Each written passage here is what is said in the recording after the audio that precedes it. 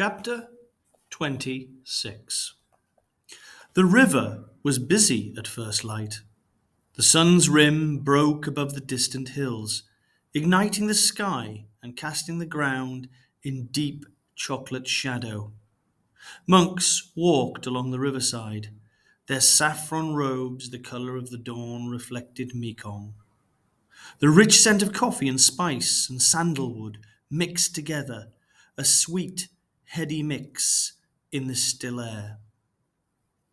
There were already queues for the river boats. The rains had swollen the Mekong. The river ran fast, churning currents from deep below. Cam had warned that sometimes the boats could not run in full flood. I'd hoped I'd be able to board a boat today. I stood at the river's edge and closed my eyes. The chanting of the monks soothed me. It made it seem possible that soon I would see Ma and May and Sully.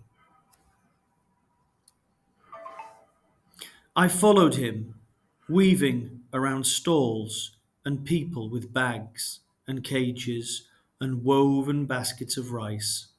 My stomach growled. I hadn't eaten and I was starving. Noy spoke to several of the boatmen. Some of the boats were already full.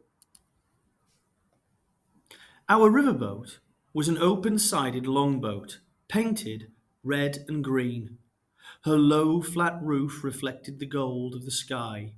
I could see the captain, a small, skinny man in a t-shirt, shorts, and a peaked cap. He was busy with the engine. Puffs of thick, black smoke belched out from the back of the boat. Another crew member pushed a long, thin plank from the boat to the riverbank and beckoned us to board. I looked around for Noy and saw him pushing his way through. I edged my way across the thin plank, keeping my eyes fixed on my feet. Below, the yellow waters of the Mekong swept beneath me. If I fell, I'd be pulled beneath the lines of boats moored along the riverbanks. I would stand no chance.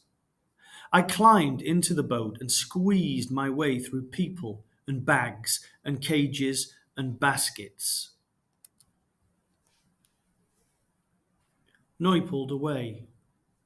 I watched him walk back along the boat and cross the thin plank to the riverbank.